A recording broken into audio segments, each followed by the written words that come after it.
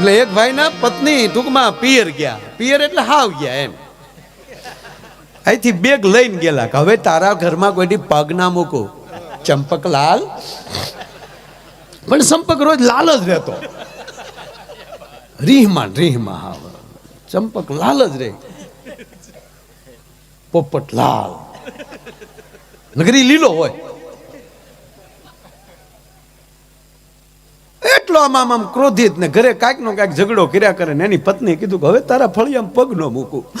હવે આવે બીજી જોવા આવ્યો તેથી મેં શેલ દાદાનું નહોતું માનતી હું ને કરી તો હાસું કહેતા હતા કે ખોટી નો છે હાવ.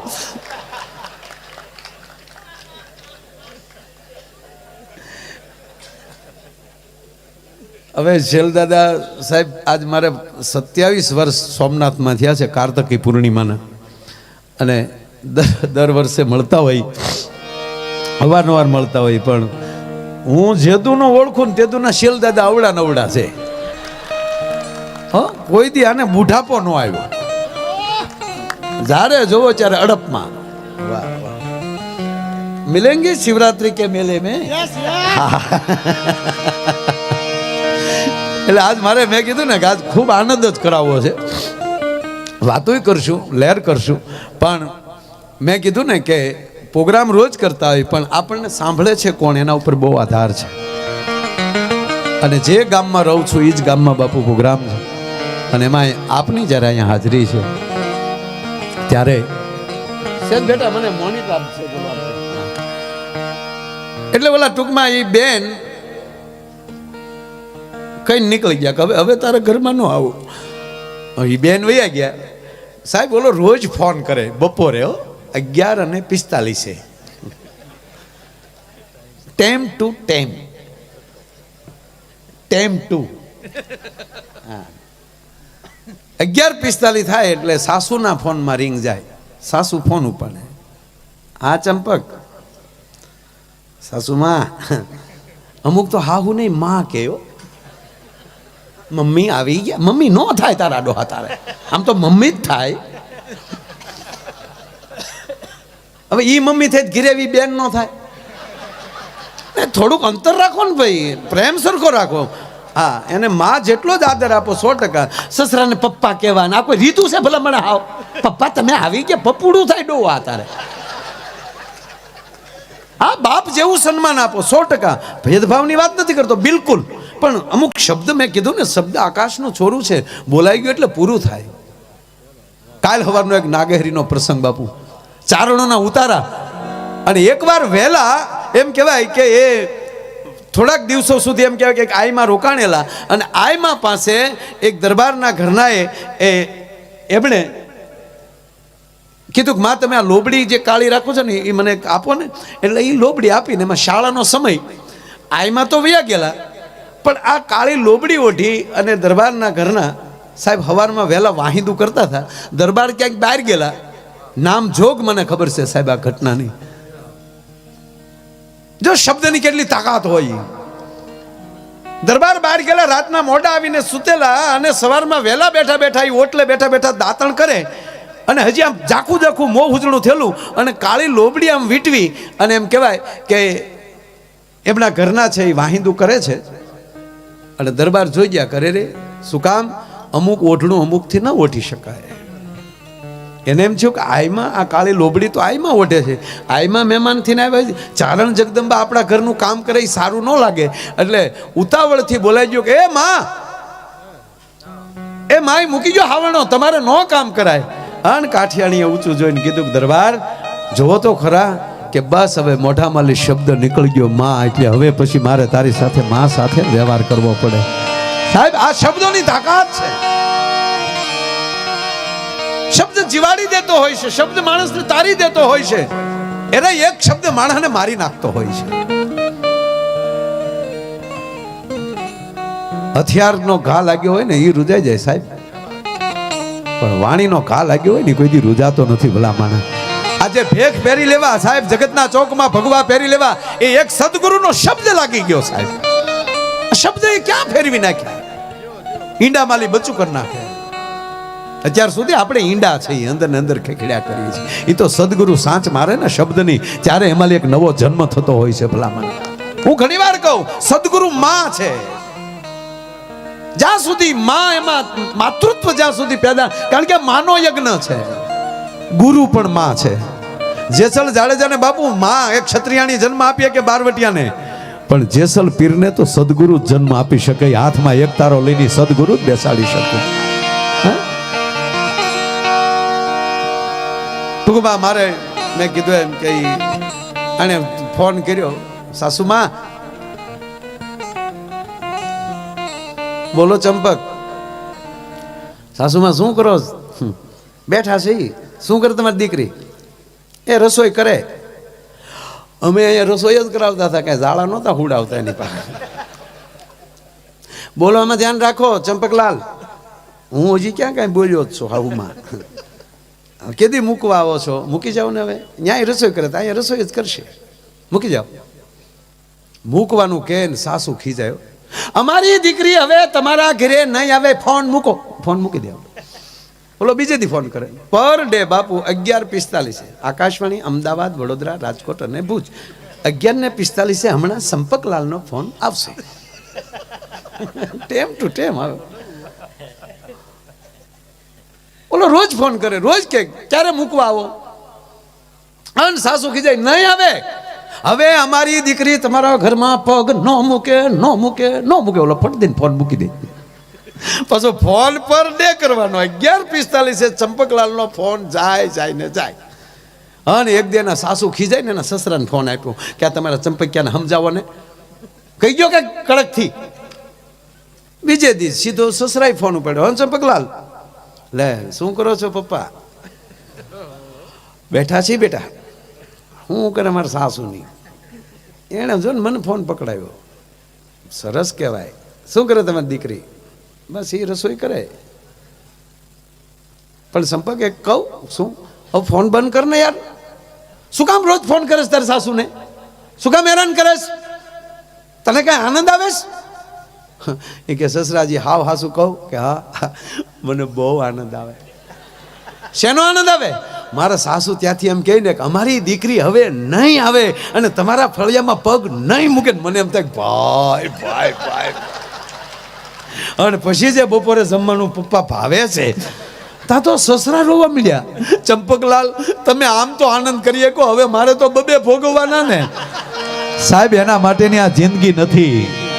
પણ વાણ રૂપમ વિભુ વ્યાપકમ બ્રહ્મ વેદ સ્વરૂપમ એ નિજમ નિર્ગુણમ નિર્વિકલ્પમ નિરીહમ સીધાકાશમાકાશવાસમ ભજે.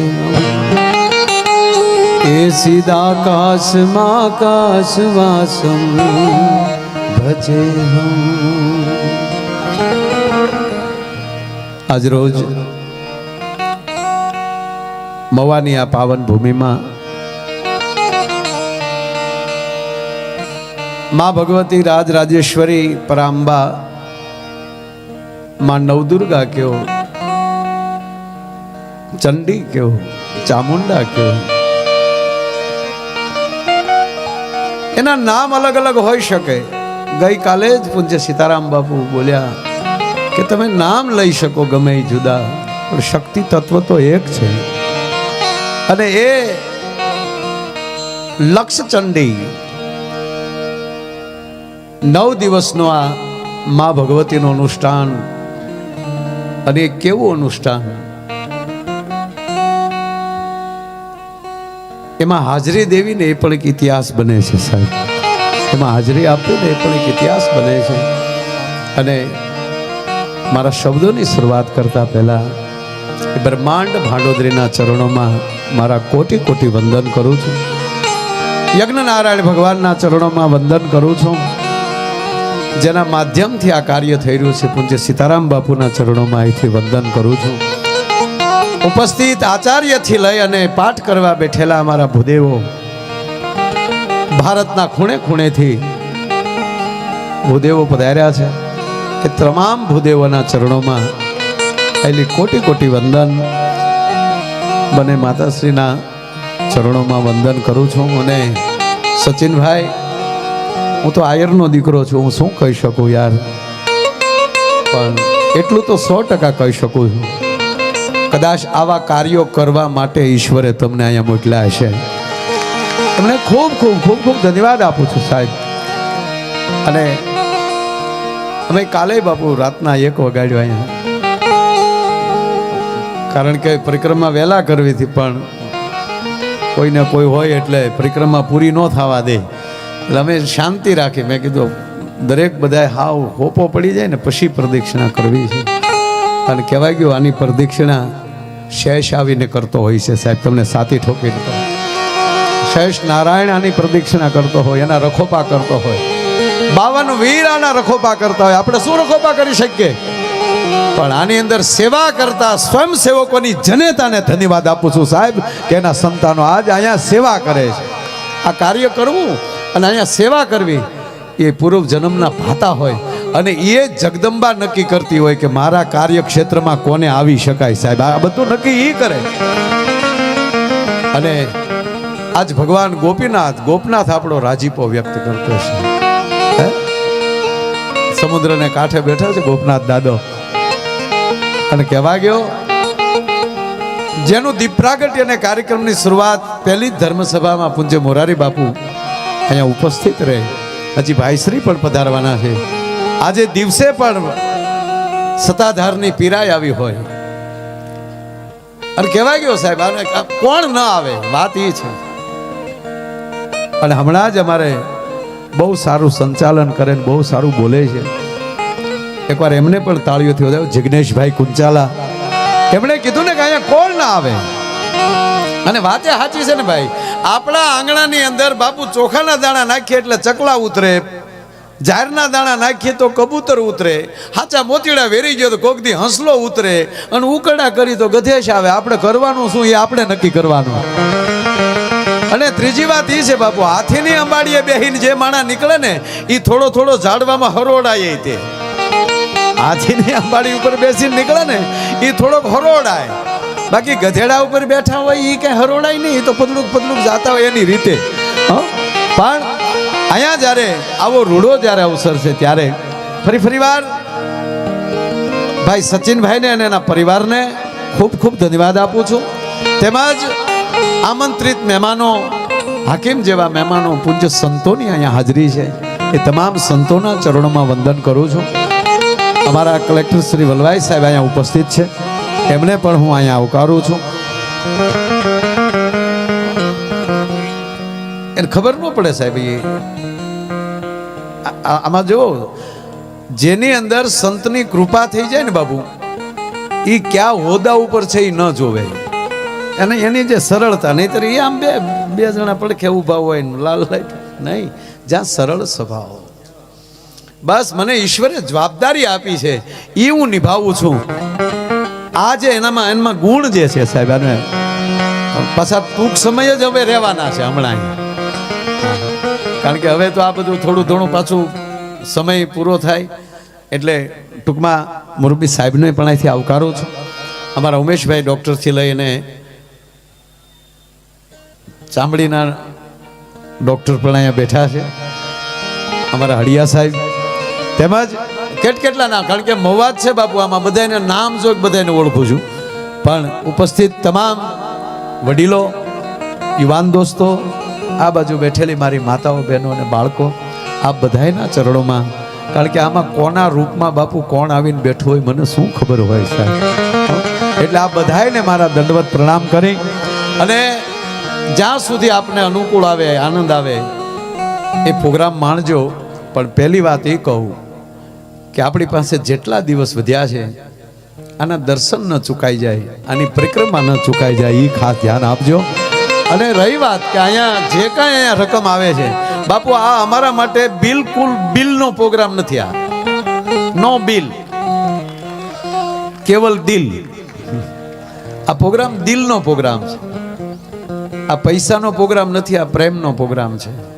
અને એ અમે તો એટલું કહી કે પ્રોગ્રામો ખૂબ કરીએ છીએ બાપુ, પણ અમારા જીવનના અમુક આ પ્રોગ્રામો, આપની હાજરી હોય, પૂજ્ય બાપુની હાજરી હોય,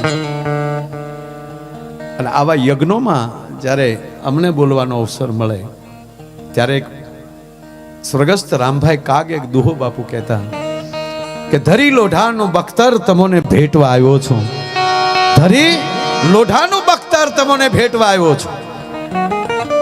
જે જે અહીંયા હાજર છો એ તમામને, કોઈ પણ સ્વરૂપમાં બેઠો હોય તમામને ધરી લોઢાનું બખ્તર તમને ભેટવા આવ્યો છો. હવે બખ્તર બાંધીને ઢીંગાણે જવાનું હોય, ભેટવાનું ન હોય.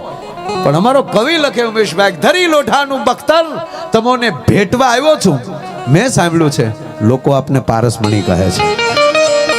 આજ અમારા લોઢાના શબ્દો છે એ અમે તમને અડાડવા આવ્યા છીએ ને એ જો હોનાના થઈ જાય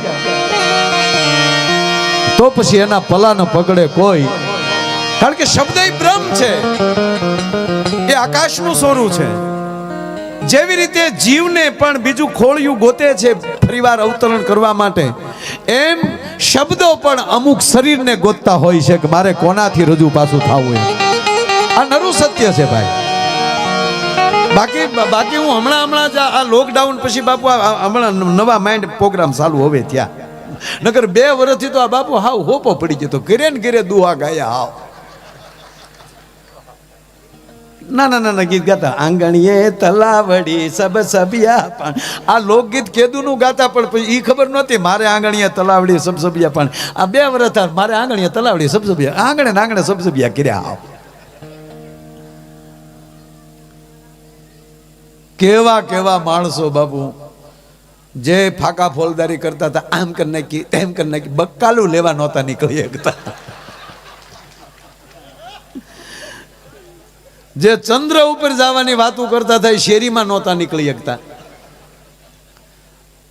અને પહેલું લોકડાઉન તો બાપુ હાવ હજળ, ઘરે ઘરે ને બારી બાર હરાય હરાન પરાઈ પરા. અને અમુક ની ઘરવાળીએ કીધું બહુ વાયડા કહેતા હતા જાવ ને બજારમાં, હું કામ બહાર જાય તો મોર બોલે એની કરતા ઘરની કોયલ નો સાંભળીએ બેઠા બેઠા.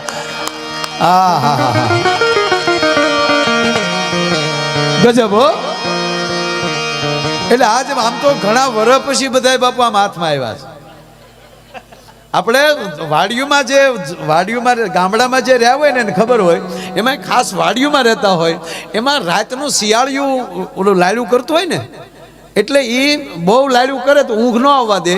એટલે ગામડાના માણસો વડીલો શું કરતા, ટુસકો કરતા, જોડું ઊંધું કરી ચપ્પલ કેવું ઊંધું કરી નાખે અને એની માથે પગ મૂકી દે, એટલે શાળિયાનું ગળું બંધ થઈ જાય. આ 2 વર્ષ કોને ખબર કોને જોડું ઊંધું કર્યું, પગ મૂક્યો. અમારા કલાકારોના ગળા હાવ બંધ કરી દીધા હતા. આ માઇન્ડ ધીરે ધીરે છૂટ્યા હાવ બધા. હા, એક ભાઈના પત્ની, મારે આનંદ જ કરાવો છો બધાને. અને એમાંય આ ભૂદેવો આનંદમાં આવી જાય, કારણ કે કેટલા ભૂદેવો છે. હે, તમારે આગળ મારે કોઈ જ્ઞાનની વાતો ન કરાય, એટલે હકીકત છે. ભૂદેવને સામે શ્લોક ન બોલાય. હું હમણાં ચારણ સમાજમાં પ્રોગ્રામ હતો, એક દુહો ન બોલ્યો. હું કામ? કારણ કે સામે ચારણ સમાજ બેઠો છે. ભાઈ દુહાનું જ ઘર છે, ત્યાં શાળા કરાય એમ અહીંયા ગણ્યાનની બચ્ચું કરાય કાંઈ? અમારે અહીંયા તમને દાંત કઢાવાય, કારણ કે તમે છો એ મુખ છો. વિશ્વનું કોઈ મુખ હોય તો ભૂદેવ છે, બ્રાહ્મણ છે, મુખ છે.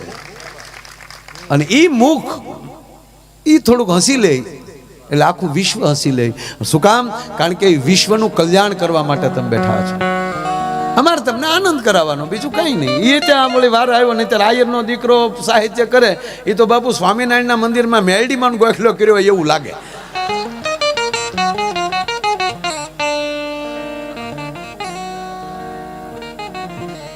એક ભાઈ મને પૂછ્યું, મને કે તમે આયરથી મને કે આ ધંધે સીડ્યા છો? મેં ભાઈ એવું નથી. આગળ તો મૂળ તો યદુવંશ એટલે કૃષ્ણને તો અડીએ છીએ. હવે 7 સુરનું સંશોધન એણે કર્યું હતું, તો વૈશગાળામાં ભૂલી ગયા. બાકી ગોવાળિયો પાવો વગાડતો એવો કોઈ ન વગાડી શકે ભલામાં. અને ગીતા જેવું જ્ઞાન જેણે આપ્યું હોય એટલે આપણે એને વાગોળવાનું ને તમને આનંદ કરાવવાનો. અને એમાંય તે અમારો કાટિયો વરણ બાપુ દાંત કાઢે ને મને બહુ ગમે. આમાં તો 18 વરણ બેઠા, અમારો કાટિયો વરણ જેટલો હોય ને, કાટ વરણ એ કોઈ દી દાંત જ ન કાઢે. અમે પૂછો, અમારા પ્રમુખ શ્રી બેઠા છે સાહેબ, એને તાળીઓના ગળાથી વધાવો ઘનશ્યામસિંહને. ગોપનાથના આપણા વાજા રાઠોડ મજા આવે. અમે સાઈન બેહવા જઈ રાચે ક્યારેક સમય મળે ત્યારે ગોપનાથ જાઓ અને અમારું લોટકું વરણ બાપુ બહુ દાંત નો કાઢે, કતરાણા સહી આખી જિંદગી ક્યાંનો દે ખાઈ. અને જે એ ખરેખર લોટકું વરણ જ્યારે દાંત કાઢે એ મને બહુ ગમે. અને એ ક્ષત્રિય છે, એ હાથ છે. બ્રાહ્મણ મુખ છે તો ક્ષત્રિય છે એ હાથ છે. કારણ કે જ્યારે કોઈ આડું કાંઈક પણ આવે ત્યારે હાથ સીધા આડા આવતા હોય.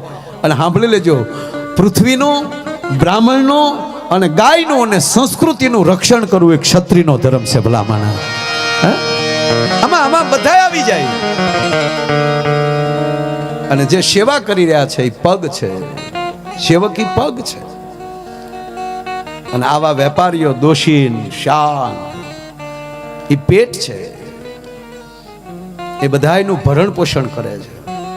અને આ ચારેય જ્યારે એક બને છે ત્યારે આ શરીરનું એક અંગ બને છે, ત્યારે એક દુનિયાનું એક અંગ બને છે. આમાં કોઈ નાનો નથી, કોઈ મોટો નથી સાહેબ. એમ કહેવાય કે ચારેય વરણ એક બને, એમાંની 18 શાખા બને, એમાંની ક્ષત્રિય શાખાઓ બને, જેટલી શાખાઓ. પણ હવે એક થવાની જરૂર છે. હવે જ્ઞાતિવાદના વાડા મૂકો દોસ્ત, ભારતીય બનો. સારે જહાં પે અચ્છા હિન્દુસ્તાન હમારા. અંદરના ભાગલા પાડી પાડીને કેટલાક મરશો. સનાતન ધર્મને બચાવવો હોય તો 18 વરણ એક બનો. બસ પહેલો મુદ્દો આવે, હું ગુજરાતી છું, હું ભારતીય છું. બસ જે કુળમાં જન્મો છે એનું ગૌરવ છે, 100%. એનું ગૌરવ રાખો. પણ એ વરણ એ વ્યવસ્થા હતી, વિવાદ નહોતો. આપણે વિવાદમાં પરિવર્તિત કરી નાખ્યો એને. અને આ યજ્ઞશાળામાં બાપુ કયો વરણ નથી બેઠો. બાપુ મને એટલે આનંદ આવ્યો કે તમે 18 વરણને આમાં ભેગો કર્યો છે સાહેબ, એટલે અતિ આનંદ છે. મંદિરો નવાયની એ મૂર્તિ નવી એમાં પૂંજારી નવા નવા હોય રે, દેવ તત્વ જૂના જૂના રે.